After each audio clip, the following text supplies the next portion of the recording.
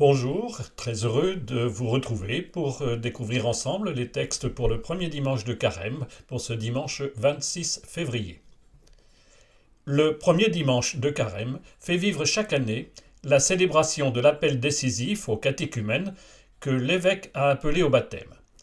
Nous prierons ce dimanche pour tous les adultes qui commencent leur ultime entraînement spirituel.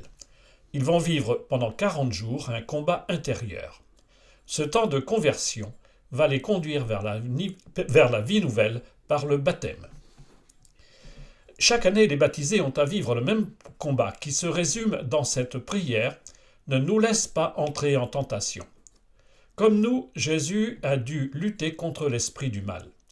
Nous l'entendons dans l'Évangile avec le récit des tentations dans le désert.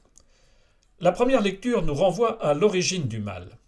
L'homme et la femme, créés par Dieu, vivent dans le jardin d'Éden. Mais un seul arbre leur est interdit, c'est bien trop tentant. Enfin, Paul, dans la deuxième lecture, médite l'œuvre de salut que Dieu a réalisée en son Fils. Là où la faute humaine conduit vers la mort, un seul homme, le Christ, nous en libère. Mettons-nous à l'écoute de cette parole qui est chemin de vie et commençons par la première lecture. La Bible s'ouvre sur deux récits de création.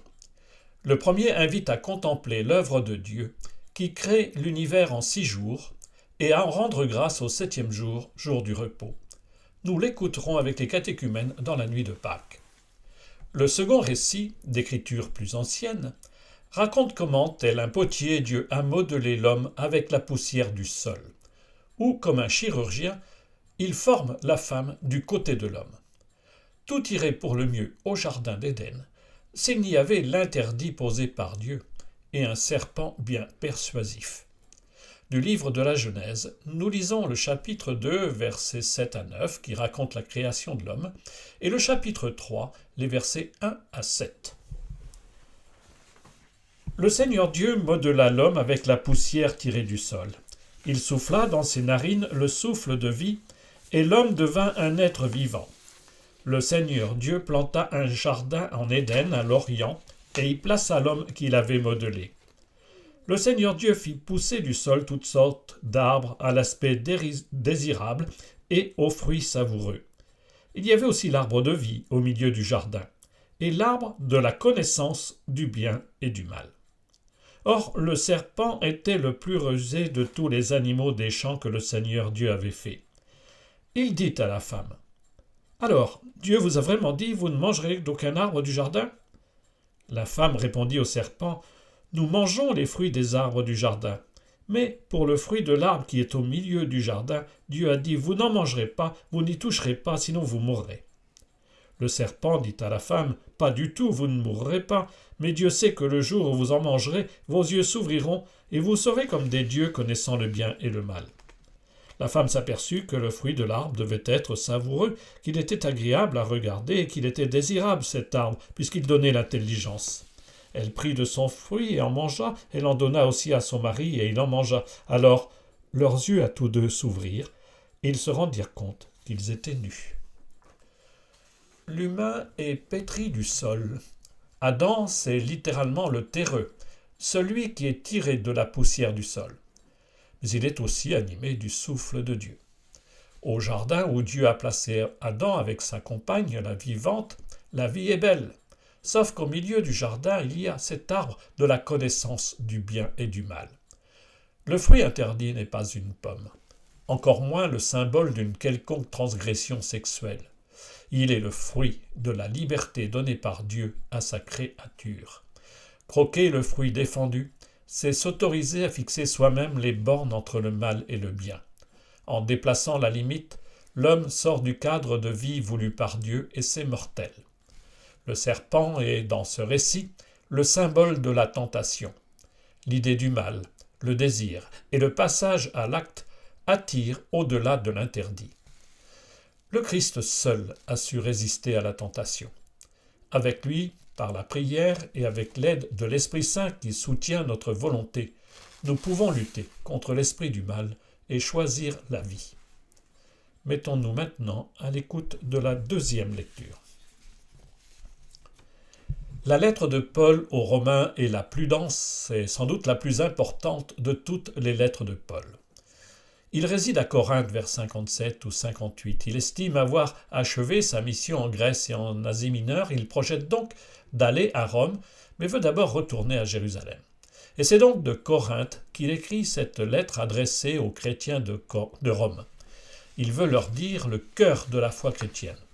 Si le péché a enfermé l'humanité dans la mort, le Seigneur nous en a libérés par sa mort.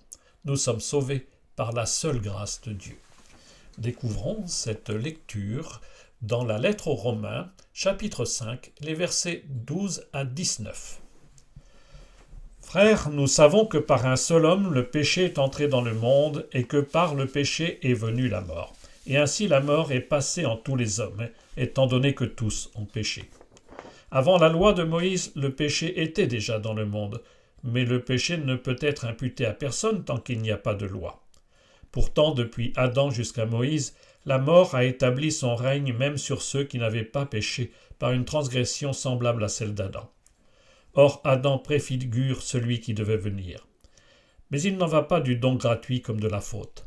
En effet, si la mort a frappé la multitude par la faute d'un seul, combien plus la grâce de Dieu s'est-elle répandue en abondance sur la multitude, cette grâce qui est donnée en un seul homme, Jésus-Christ. Le don de Dieu et les conséquences du péché d'un seul n'ont pas la même mesure non plus. D'une part, en effet, pour la faute d'un seul, le jugement a conduit à la condamnation. D'autre part, pour une multitude de fautes, le don gratuit de Dieu conduit à la justification. Si en effet, à cause d'un seul homme, par la faute d'un seul, la mort a établi son règne, combien plus à cause de Jésus-Christ et de lui seul, régneront-ils dans la vie ceux qui reçoivent en abondance le don de la grâce qui les rend justes. Bref, de même que la faute commise par un seul a conduit tous les hommes à la condamnation, de même l'accomplissement de la justice par un seul a conduit tous les hommes à la justification qui donne la vie. En effet, de même que par la désobéissance d'un seul être humain, la multitude a été rendue pécheresse, de même par l'obéissance d'un seul, la multitude sera-t-elle rendue juste. Qu'est-ce qui nous rend juste aux yeux de Dieu ? Juste, c'est-à-dire digne du salut que le Seigneur veut pour nous. La seule et vraie justice est en Dieu. Elle vient de Dieu. Elle est dans son projet et dans l'initiative que le Seigneur prend pour rendre les hommes justes. Les humains sont incapables de se rendre justes aux yeux de Dieu par leur seule force ou leur volonté défaillante, car le péché est inscrit depuis toujours dans la chair de nos existences. Et c'est par la foi en Dieu que nous pouvons être justifiés. Nous sommes rendus justes aux yeux du Créateur en reconnaissant le don gracieux qu'il nous fait. Encore faut-il accueillir ce don et conformer nos vies à ce que Dieu en attend. Tout humain, chacun de nous, partage avec Adam la faute originelle et la désobéissance à la volonté de Dieu. Le Christ seul, le nouvel Adam, a obéi à la volonté de Dieu. Par lui seul, nous sommes justifiés aux yeux de Dieu. Découvrons maintenant l'évangile de ce dimanche. Paul nous a présenté Jésus comme le nouvel Adam qui rachète l'humanité à la malédiction du péché originel. Dans le récit des tentations, Matthieu nous présente le Christ comme le nouveau Moïse. Jésus vient d'être baptisé par Jean. L'Esprit est venu sur Jésus sous l'apparence d'une colombe, et la voix du Père l'a reconnu comme son Fils bien-aimé. Aussitôt, l'Esprit emmène Jésus au désert. Ce récit des tentations se trouve donc chez Matthieu au chapitre 4, les versets 1 à 11. En ce temps-là, Jésus fut conduit au désert par l'Esprit pour être tenté par le diable. Après avoir jeûné 40 jours et 40 nuits, il eut faim. Le tentateur s'approcha et lui dit « Si tu es fils de Dieu, ordonne que ces pierres deviennent des pains. » Mais Jésus répondit « Il est écrit, l'homme ne vit pas seulement de pain, mais de toute parole qui sort de la bouche de Dieu. » Alors le diable l'emmène à la ville sainte, le place au sommet du temple et lui dit « Si tu es fils de Dieu, jette-toi en bas. Car il est écrit, il donnera pour toi des ordres à ses anges et ils te porteront sur leurs mains de peur que ton pied ne heurte une pierre. » Jésus lui déclara « Il est encore écrit, tu ne mettras pas à l'épreuve le Seigneur ton Dieu. » Le diable l'emmène encore sur une très haute montagne et lui montre tous les royaumes du monde et leur gloire. Il lui dit « Tout cela je te le donnerai, si tombant à mes pieds tu te prosternes devant moi. » Alors Jésus lui dit, « Arrière, Satan, car il est écrit, c'est le Seigneur ton Dieu que tu adoreras, à lui seul tu rendras un culte. » Alors le diable quitte, et voici que des anges s'approchèrent et le servaient. Les tentations de Jésus au désert racontent son refus d'endosser le vêtement d'un Messie terrestre. Le Messie est venu pour servir et non pour prendre le pouvoir. Elles lui font revivre les tentations des Hébreux au désert, mais ces tentations sont aussi les nôtres, tentations du pouvoir économique ou religieux ou politique. Le pain ou la parole d'abord. Dans le désert, le peuple a murmuré contre Dieu, se plaignant d'avoir faim. C'est raconté dans l'Exode chapitre 16. Dieu lui a envoyé la manne, le pain tombé du ciel. Comme son peuple dans le désert, Jésus a faim. Il est tenté d'user de sa puissance pour se procurer une nouvelle manne. « Si tu es le Fils de Dieu, dit le tentateur, tu peux changer les pierres en pain. » Pour rejeter la tentation, Matthieu fait citer à Jésus un verset du Deutéronome. Le Seigneur, dit-il, t'a donné à manger la manne pour que tu saches que l'homme ne vit pas seulement de pain, mais de tout ce qui vient de la bouche du Seigneur. Jésus refuse d'utiliser son pouvoir pour son propre profit. Par lui, apprenons que la parole de Dieu est notre seule richesse et que la réussite matérielle ne peut pas être le premier souci du disciple du Christ. Deuxième tentation, Dieu à l'épreuve. Dans le désert, le peuple a eu soif. Il a cherché querelle au Seigneur au lieu-dit Massa, mettant Moïse au défi de lui trouver de l'eau. Or, Dieu interdit cette mise à l'épreuve. Vous ne mettrez pas le Seigneur votre Dieu à l'épreuve comme vous l'avez fait à Massa. C'est dans le Deutéronome chapitre 6 verset 16. Et c'est sur le toit du temple que Jésus est tenté. Ce temple est le symbole du pouvoir divin qui pourrait lui éviter le risque. Or, ce n'est pas sur le sommet du temple que Jésus sera élevé, mais sur la croix. Jésus, le Fils de Dieu, ne cherche pas à s'éviter l'épreuve en mettant Dieu à son service.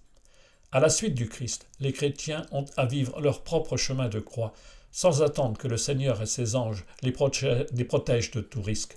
Dieu n'est pas une assurance tout risque pour ses enfants. Enfin, troisième tentation, Dieu ou les idoles.